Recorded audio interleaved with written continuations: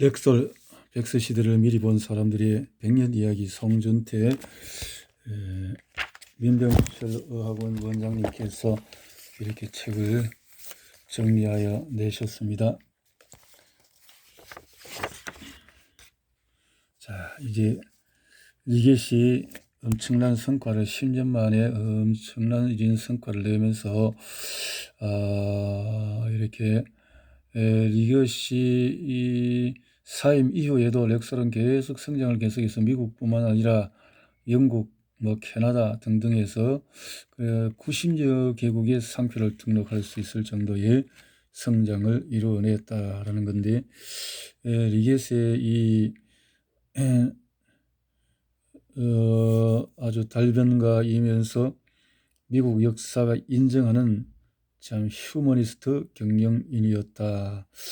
그리고 또 약사보다도 더 많은 약학 지식을 소유했고 약사의 입장을 잘 헤아리고 약제업에 능통했던 제약업계 경영자라서 참 이렇게 리겟이 오코넬 추기경에게 기부했던 집을 이렇게 렉솔의 아버지로 40년 이상을 보낸 리겟은 1946년 71세에 너무 짧은 세상인데 그는 세상을 떠났다.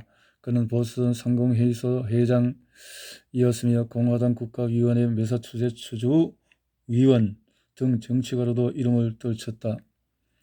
1916년부터 1937년까지 리겟은 매사추세츠 주 뉴턴의 체스터너트 힐에 9에이커 넓이의 사유지와 당시 30만 달러를 들인 저택을 소유하였는데 그의 사후에 이 사유지와 저택은 윌리엄 헨리 오코넬 추기경에게 기부되었고 추기경의 사후에는 다시 보스턴 대학교에 기부되어 현재는 대학의 부속 건물로 사용 중이다. 이 대학교의 어퍼 캠퍼스 전체가 리겟이 기부한 사유지이며 이후에 현재까지 여러 동의 학교 건물이 여기에 신축되었다. 리겟은 따뜻한 성품과 타인을 배려하는 인간적인 면모가 넘치는 위대한 리더였다. 그의 인간적인 경영은 많은 미국인들을 감동시켰으며 이러한 그의 성품은 렉솔이라는 기업의 DNA에 녹아들어가 매력적인 회사의 모습을 만드는 데 큰 기여를 했다.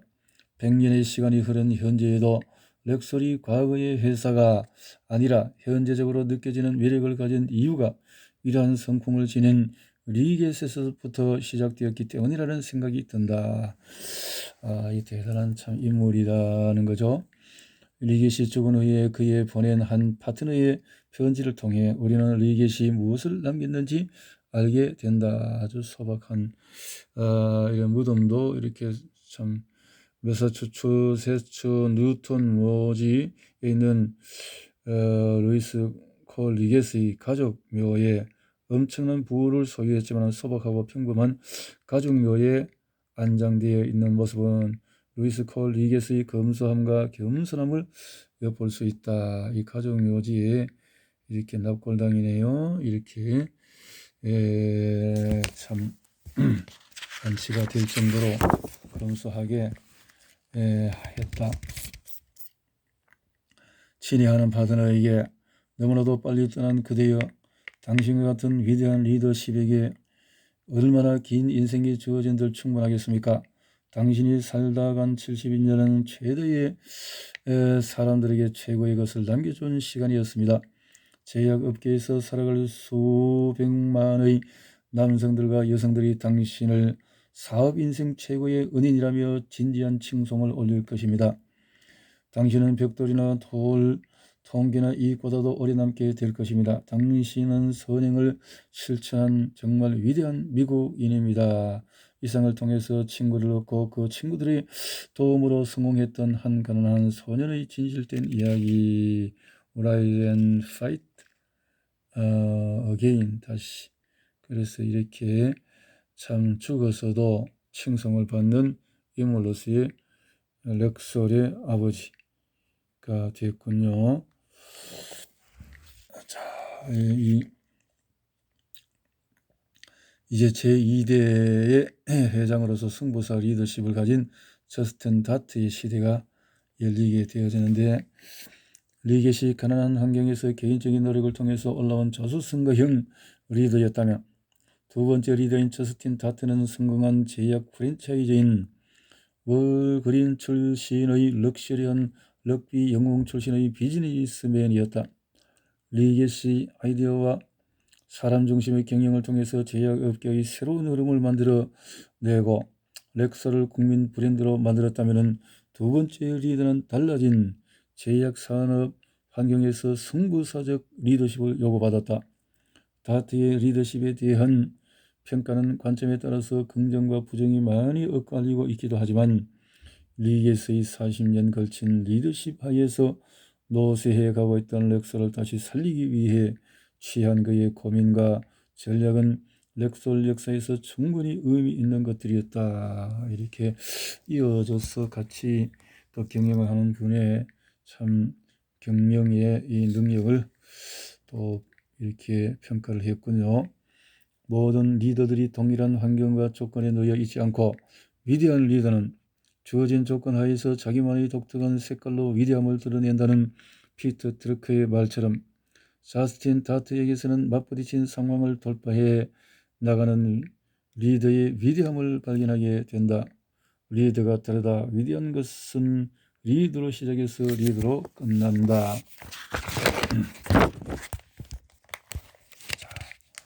렉솔 약국의 내부, 이렇게 인물이 두 번째 회장으로서 또 경영의 어린 시절과 성장기에 1942년 4월 미국의 언론들이 최대 프랜차이즈 제약회사의 새로운 회장에 34세의 젊은이가 선출되었음을 일제히 보도하였다. 젊은데 그가 바로 제약업계에 화려하게 등장하여 렉솔 역사를 끌어간 두 번째 리더인 저스틴 히틀러 다트였다. 1907년 생인 그는 어린 시절에 리겟이 가진 것 같은 특별한 비즈니스의 비범함은 보이지 않았지만, 노스 웨스턴 대학의 미식 축구 선수 출신답게 다부진 외모가 눈에 띄는 인물로 졸업 후 월그린 그룹의 재고 관리본으로 입사하면서 제약업계에 발을 들여놓았다. 그는 월그린에서 뛰어난 판촉 아이디어와 영업력을 발휘해서 서서히 주변의 인정을 받기 시작했는데, 그의 장점은 주위 사람들이 내는 새로운 아이디어를 열린 마음으로 받아들이는 것과 업무를 적절히 위임함으로써 부하 사원들의 능력을 성장시키는 능력이었다. 무엇보다도 그의 충만한 에너지가 그를 돋보이게 했고 주변으로부터 호감을 받게 했다. 월그린에서 운영이사로 근무하던 1931년에 그가 진행했던 구조조정은 임대비는 높으나 이익이 낮은 약국들을 폐쇄하고 기존 약국의 설비를 전면적으로 혁신한 것이었다. 다트의 이 혁신은 당시 기준으로는 혁명적이었다고 평가되었는데, 그 중에 대표적인 것이 매장의 구조를 바꾼 것이었다. 그는 온갖 약품들과 고무 제품 속에서 손님들이 샌드위치를 먹고 소다수를 마시는 모습이 음식을 먹기 위해 매장을 방문하는 고객들을 불편하게 한다고 생각했다. 그는 약국 디스플레이 구조를 변경하고 가운데에 낮은 벽을 설치하여 진열대와 음식 먹는 부스를 분리하는 방식으로 문제를 해결했다. 내부 관리자들의 반대에도 불구하고 진행한 그의 디스플레이 구조 변경은 큰 성공을 거두어 월그린의 도약에 큰 공헌을 하게 된다. 하나의 깔끔한 미식 축구 선수로서의 어떤 깔끔한 어떤 사고가 또 이렇게 또 달리 경영의 노하우로 만들어지게 된 것 같습니다. 월그린 회장도 다트가 월그린의 성장에 기여한 것에 대해서는 잘 알고 있어서 다트가 월그린 회장의 딸과 이미 이혼한 후였음에도 불구하고 1939년 사망 시에 그를 주요 상속인의 한 사람으로 지정하여 상당한 유산을 남겼다. 월그린 회장은 다트를 사위로서 보다는 사업가로서 높이 평가했고 이런 이유로 월그린에서 다트는 초고속 승진을 하게 되었다. 어쨌든 회장은 월그린 회장은 딸하고 그런 사적인 어떤 인간의 어떤 이혼 관계에 있어도 경영적인 면으로 또 이렇게 또 보는 관점이 있군요. 유나이티드 드러그 경영과 변화의 주도. 이 시기에 리겟이 이끌었던 유나이티드 드러그 컴퍼니는 어려운 시기를 보내고 있었다. 프랜차이즈 약국들, 제약사들, 캔디 공장들, 고무료 제조업자들, 문구 제조업자들, 그리고 렉설 약품의 특허 등록된 의약품을 판매할 독점권을 지닌 10,000명의 독립약사들로 이루어진 이 복합체는 리겟의 아이디어와 열정으로 20년, 30년대를 거치며 거대한 조직으로 성장했음에도 많은 비효율을 보이는 늙은 코끼리의 모습이 되어버렸다. 1928년에는 드러그 인컴퍼니라는 제약 유통 분야의 최대 사업체까지 포함하는 거대 연합체가 되었으나 몇 년 뒤에 이 사업체가 몰락하자 프랜차이즈 담당하는 리겟사가 따라서 파산하면서 결과적으로 렉설 그룹 전체가 흔들리고 있는 상황이었다.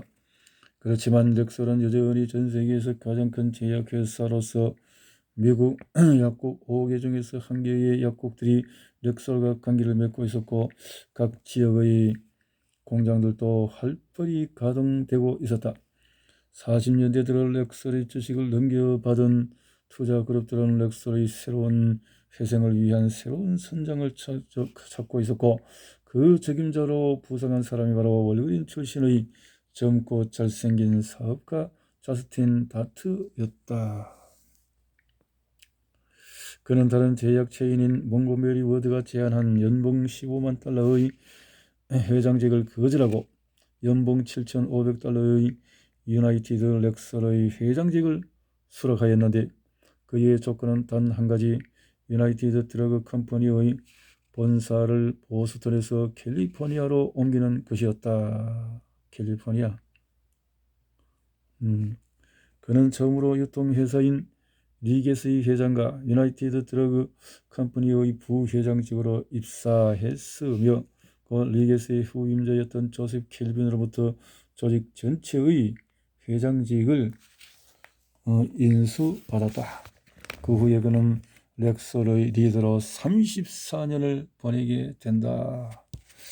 그래서 앞에서 한 40년간 또 이끌어 나가고 또 합쳐서 한 70년의 세월이 지나게 되어지게 되네요. 다트의 임용 과정에서의 에피소드는 그의 성격을 잘 보여준다. 다트의 임용에 비우호적이었던 대주주들의 대표자가 월그린에서의 그의 실수를 조목조목 나열하면서 그의 문제점을 지적하였다. 그 지적을 들은 다트는 오히려 그가 말하지 않았던 자신의 더 큰 실수를 이야기하면서 그 실수들이 자신의 능력 없음을 말하는 것은 아니라고 했다. 또 월그린 일세의 잘못된에 대해 면접관들이 물었을 때 그를 보호함으로써 분위기를 오히려 반전시켰다. 면접관들이 그에게 오히려 호감을 갖게 되면서 어렵지 않게 면접을 통과할 수 있었다. 38세의 나이에 프랜차이즈 제약업계에서 가장 큰 회사의 경영자로서 거물이 된 다트는 초기에는 제약 사업에 집중했다. 어떻게 하면 비효율적인 거대 기업 렉설을 다시 회생시킬 수 있을까 하는 것이 그의 고민이었다. 첫 번째로 그는 회사의 경영 방식에 과감한 변화를 시도하였다. 렉설의 모 회사인 유나이티드 드러그 컴퍼니의 사업 동력이 주마다 각각 다르게 되어 있는 것과 여러 제조사의 지주회사로 되어 있던 것에 대해 과감한 조직 개편을 단행했다. 복잡한 자회사망과 경영과 판매 조직의 이중구조를 깨끗이 제거했다. 대신에 유나이티드 렉설 소매 부분을 만들어 같이 이전에 준 독립적이었던 자회사들을 흡수하였다. 또한 소비자들이 유나이티드 드러그 컴퍼니의 복잡한 상표들을 거의 기억하지 못한다는 사실을 파악하고 렉설을 제외한 모든 다른 상표들을 폐기시키거나 아주 제한적으로만 사용하도록 명령하였다. 이러한 조치 후에 그는 지주회사는 유나이티드 렉설, 회사 이름은 유나이티드 렉설 제약으로 변경하였고 1945년 2차 대전이 끝나자마자 기존 약속대로 본사도 보스턴에서 로스앤젤레스로 옮겼다. 다음으로 그는 10,000명이 넘는 렉설 프랜차이즈 약사들과 새로운 관계 설정이 필요하다는 판단을 하고 새로운 프랜차이즈 가맹 계약을 체결했다. 이 새로운 프랜차이즈 계약서는 현대의 프랜차이즈 계약과 유사한 것으로 현대의 프랜차이즈 계약들이 다트의 이 계약의 영향을 많이 받았음을 알 수 있다. 새 가맹 계약서에 따라서 소매업자는 다음과 같은 내용에 동의해야 했다. 첫 번째, 본사가 후원하는 모든 대규모 세일에 참여한다. 두 번째, 본사가 판매하는 월간 판촉 서비스를 신청하고 사용하고 진열하고 그 비용을 지급한다. 세 번째, 본사의 월간 판촉 계획을 이용하여 자신의 광고와 판촉 활동을 만들고 이행한다. 네 번째, 다양한 제품의 진열에 사용되는 모든 공간의 최소한 25%를 렉설 제품 홍보에 사용한다. 모든 광고가 렉설 약국의 광고라고 밝힌다. 렉설.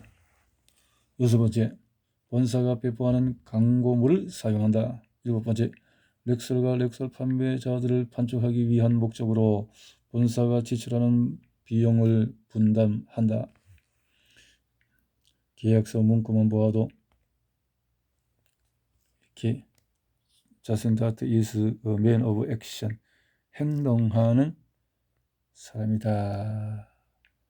아유, 뭐가 이게 엄청난 디자인이 되어 있는 속에 있는 회장인데 문구만 보아도 리게 시대의 본사, 약국 간의 관계와 완전히 달라졌음을 짐작할 수 있다. 이전의 비교적 독립적인 지위가 부여되었던 약국들을 본사 통제 아래에서 일사불란한 조직으로 변화시키려는 다트의 의지를 엿볼 수 있다.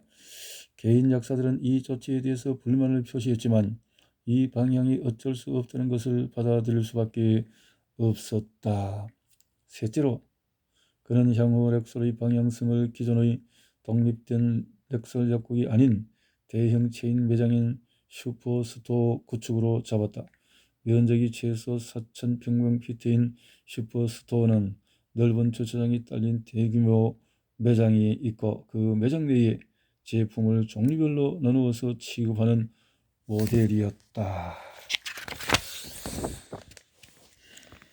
업계가 레드오션화된 상황에서 20세기 초반 큰 성공을 거둔 소규모 지역 기반 렉설 약국 컨셉트로 경쟁력을 갖기 어렵다는 판단에서 이에 따라 규모가 작고 수익성이 낮은 회사 소유 매장들도 폐쇄되었다.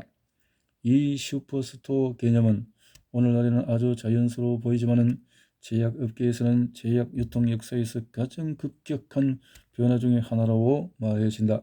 슈퍼스토어는 특정한 제품을 전문으로 취급하는 여러 부서로 나뉘어져 있는 아주 커다란 약국이라고 보면 된다. 오늘날 흔하게 보이는 드럭스토어 개념이다. 슈퍼스토어가 도입되면서 약사들은 약국에서 너무 많은 물품을 판매한다고 불평을 했지만 다트는 물품을 줄이기보다는 늘리는 것이 좋다고 생각했다.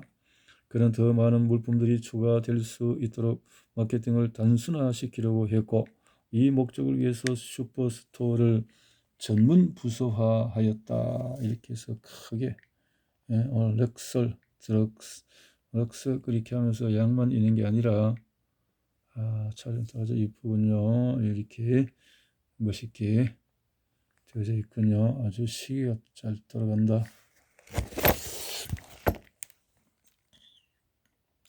다트에게 슈퍼스토어는 멋진 상품 계획 이상의 것을 의미했다. 이것은 슈퍼마켓들과 백화점 및 다른 소매업자들이 약품을 함께 판매하는 방향으로 환경이 바뀌는 상황과 점증하는 경쟁에서 승자가 되기 위한 다트의 무기였다. 다트의 이 전략들에 대해서는 부정적인 견해도 많은데 리게시드의 낭만적인 꿈에서 깨어나 다트가 닥친 비즈니스 상황을 본다면 충분히 취할 수 있는 전략들이었다고 생각된다. 실제로 이 조치들은 리겟 때와는 이미 많이 변화된 시장에서 살아남기 위한 그만의 전략이었다.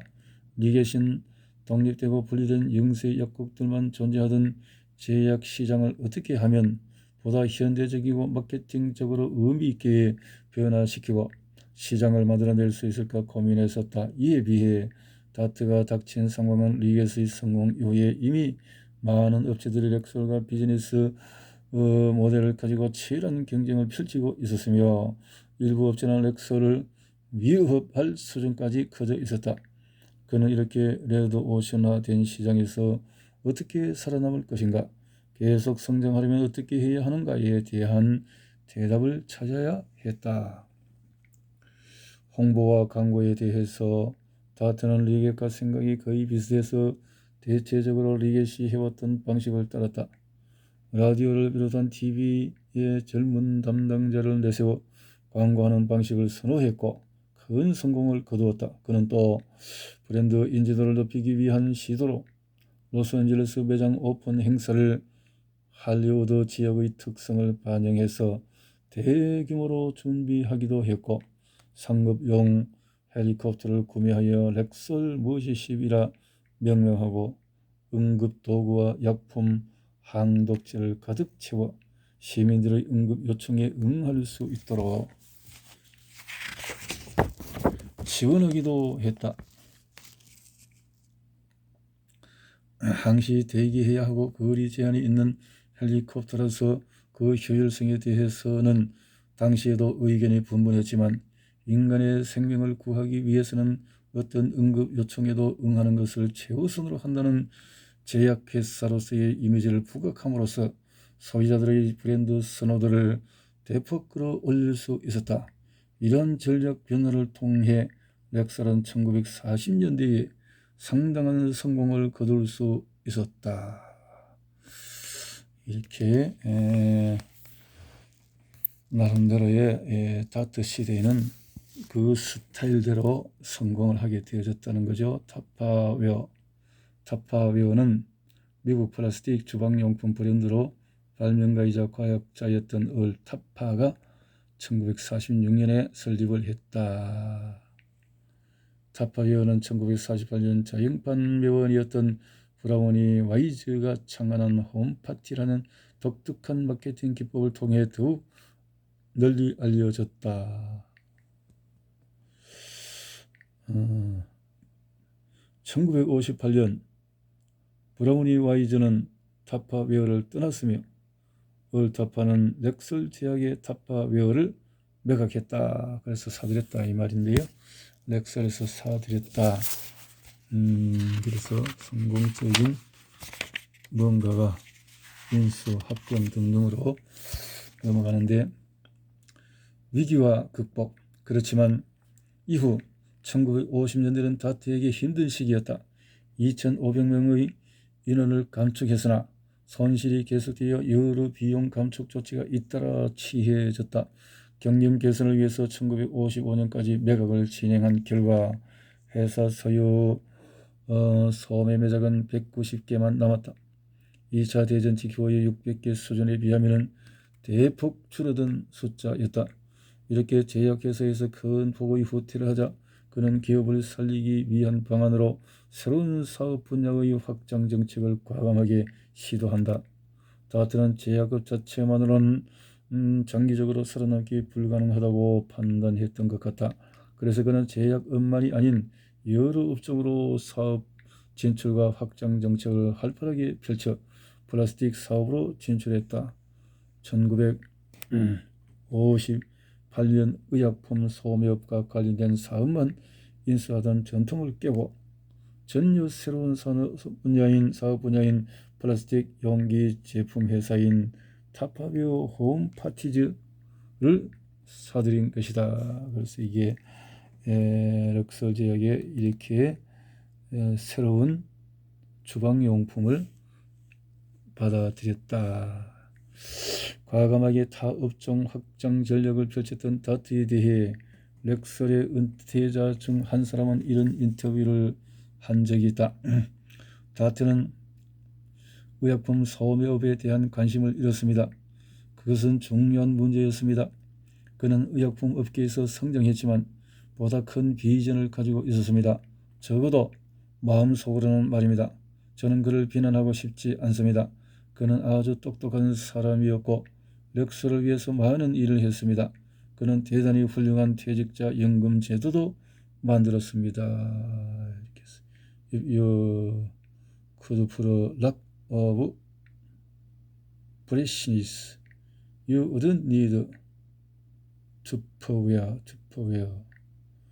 자, 타파웨어. 이 플라스틱 통이군요. 아, 그 당시에 이렇게 투명한 플라스틱 통이 이렇게 나왔네요.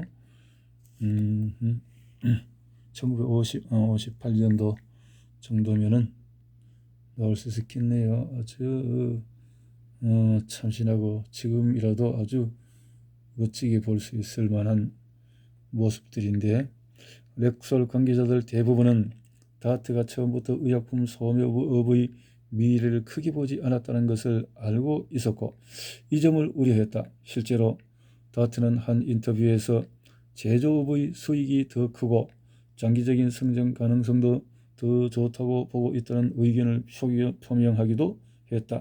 그는 의약품 소매업이 점차 사양되어 간다는 점을 남보다 빨리 본 것이다. 따라서 다트는 점점 프랜차이즈 가맹점을 돌보지 않고 있었다. 그래서 이 다트는 아주 이제 종합 잡동사니로 아주 백화점을 만들어 버렸네요. 그러니까 그래프드 푸드 제조업체로서 이렇게 식품 기업으로 키워나가면서 1909년 그래프드 네 형제들도 함께 참여해서 출범시킨 이런 회사를 그런데 이것을 이제 인수해야 하게 됐다 이 말인데요. 비스킷 회사를 1969년 다트는 럭설 약국들과 맺은 프랜차이즈 계약을 모두 해지하겠다고 발표했다. 그러니까 전체 이제 프랜차이즈 약국들을 다 해지하고 새롭게 나가겠다라는 건데요. 여기는 독점적인 약품 거래는 물론 푸른색과 오렌지색의 간판, 럭설이라는 이름 사용에 관한 모든 것이 포함되어 있었다. 다트는 럭설 내부의 사람들과는 다른 계획을 가지고 있었던 것 같았다. 다트는 그가 사망하던 1980년 여러 번의 실패에도 불구하고 인수 계획을 포기하지 않았던 그래프드 푸드를 마침내 합병하고 럭설을 다트 그래프드로 변경하는 것으로 그의 경력을 마무리한다. 그의 행보에 대하여 많은 사람들이 의문을 제기한다. 그의 죽음 이후 한 주식시장 분석가는 나는 다트가 그 거래를 원한 이유가 도무지 무엇이었는지 알 수 없다고 말했고 포천지는 왜일까? 그 답은 지금까지 사들이거나 만들거나 팔아치운 회사가 50개 이상에 달하는 저스틴 다트의 야망 속에 감추어져 있다라는 답을 내놓기도 했다. 다트는 협동하여 다른 사람과 함께 일을 진행하는 사람이라기보다 스스로 판단하고 결정하며 추진하는 스타일이었다. 이 부분에 대해서는 그 자신도 인정했다. 그는 화합형 리더라기보다는 오히려 승부수로서의 리더라고 하는 것이 적절할 것 같다. 의학 소매업의 사용화가 점점 확실해져가는 시점에 어떻게 해야 기업을 살릴 수 있는가? 기업이 성장하고 발전하기 위해서는 리더는 어떤 역할을 할 것인가 하는 것이 언제나 모든 리더 앞에 주어진 과제이지만 다트는 어쩌면 그 역할에 충실하려고 했던 것인지도 모르겠다. 그가 의료 제약 프랜차이즈 사업에 적합한 인물이었는지에 대해 의문을 제기하는 사람들이 있기는 하지만 그가 렉설이라는 기업에 다양한 색깔을 입히고 리게시로 만든 전통이 발전되도록 한 공로는 인정해야 할 것 같다. 어쨌든 리get과 다트는 렉설의 두 인물은 전혀 다른 색깔의 리더로서의 렉설이라는 브랜드를 위대한 브랜드로 변화 발전시켰다. 자, 해녀 픽스 크래프트 마카로니 치즈 you know they are going to like it. 자, 이렇게 다양하게 음식들이 아주 먹음직한 치즈의 음식들이 그 당시에도 이렇게 다트의 시대를 지나면서 이제 의학 소미업 중심의 렉설은 확실한 변화를 요구받는다. 리겟에서 시작한 새로운 제약업이 새로운 경쟁과 새로운 변화 시대의 발전적인 변화를 어떻게 만들어 갈 것인가 하는 숙제를 풀어야 하는 순간이 왔다. 리겟의 38년과 다트의 34년은 다른 색깔로 렉설의 역사에 기록되어 있지만 변화하는 비즈니스 환경에서 최선의 답을 찾으려는 노력은 계속되었다. 이 시점에 등장하는 인물이 바로 칼 드산티스이고 그의 회사는 썬다운이라는 기업이다. 그를 통해 렉설이 추구하는 가치는 발전적으로 계승된다. 크래프트 푸드 1903년 제임스 L. 크래프트가 시카고의 조그마한 치즈 도산 회사를 설립하면서 시작되었는데 이것이 방부 처리된 치즈의 특허를 얻어서 대량으로 군에도 납품하고 스위스 네슬라사와 더불어서 세계 2대 식품 회사이며 제품으로 하인즈 케첩, 필라델피아 크림치즈, 맥스웰 하우스 커피 등이 있다. 맥스웰 이런 회사를 받아들여서 일하게 되어졌다라는 거군요. 여기까지.